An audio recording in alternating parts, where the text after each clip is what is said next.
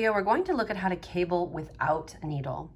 So this is more of, I would say, an advanced technique for somebody who already knows how cables work, has done cables before. This is also something I would suggest doing either with a lifeline in place. So in case you drop a stitch, you have a lifeline in a little bit lower so that you know if you drop a stitch, you can just rip back to that point, or with the supervision of somebody who can help you fix something. I totally believe that you can learn this, and it is incredibly fast, much faster than using a cable needle. It does just take a little bit more finesse. So the first thing we have coming up here is going to be a right leaning cable. I know this because my pattern indicates it. So I'm going to be using these 4 stitches inside that cable. Now the first thing to think about when you're doing cabling without a needle is which direction do these stitches need to go. So this set of stitches needs to get pulled over here, and these 2 need to come around the back. So I'm going to always be working with the stitches that need to be pulled to the right. So on this one, because it is a right cable, we have to think about it sort of as in a reverse engineer. So normally what you do with your cable needle is you'd pick these 2 stitches off and hang that in the back. But because we're not doing it without a cable needle, we have to think about, okay, how would we do this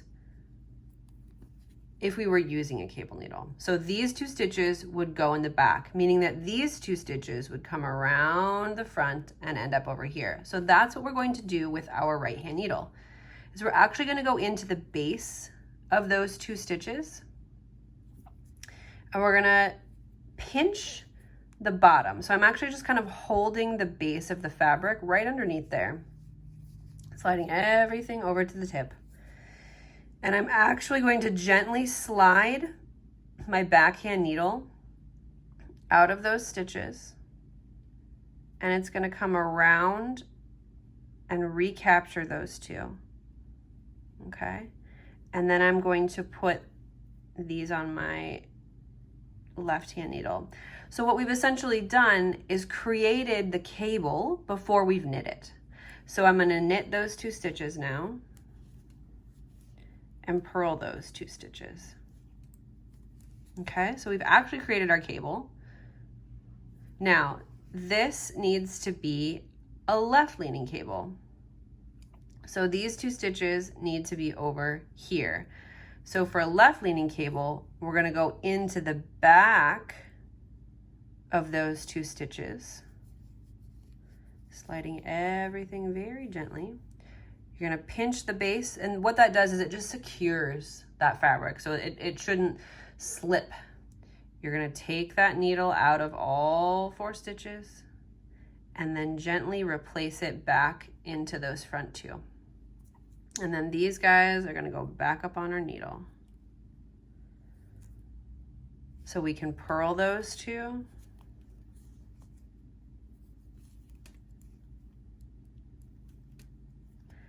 And knit those 2. Okay. Okay, again, I'll use my right hand this time. We need to do a right leaning cable. So these 2 stitches need to end up over here. So I'm going to pull them to the front, pinch the bottom of all these, gently removing that needle and replacing it into those. And then bringing these stitches up on to my needle. And then I can knit those 2.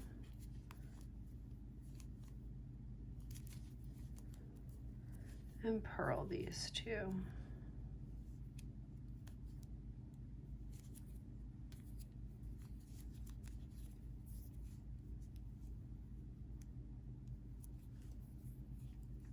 All right, one more.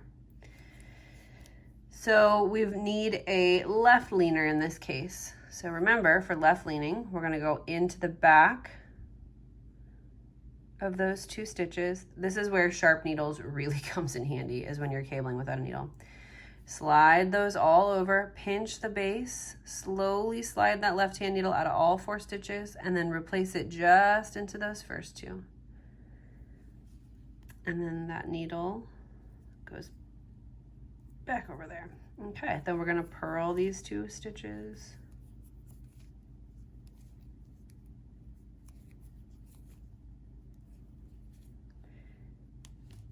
And knit these last 2.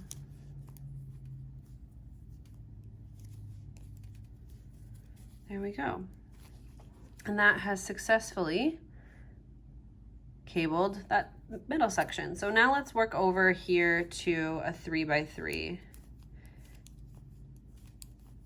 3x3s and 4x4s are about as big as I'll go without a cable needle. After that, it just gets kind of tedious to get all those stitches back on. So this is a right leaner. I know I need these 3 stitches to end up over here. So for right leaning cables, we're gonna go into the front to pull those over, because we're always dealing with the stitches that need to be moved to the right. So we're gonna go into that. We're going to very gently pull that needle out, replacing it back, and then pulling those stitches over. And you can knit those.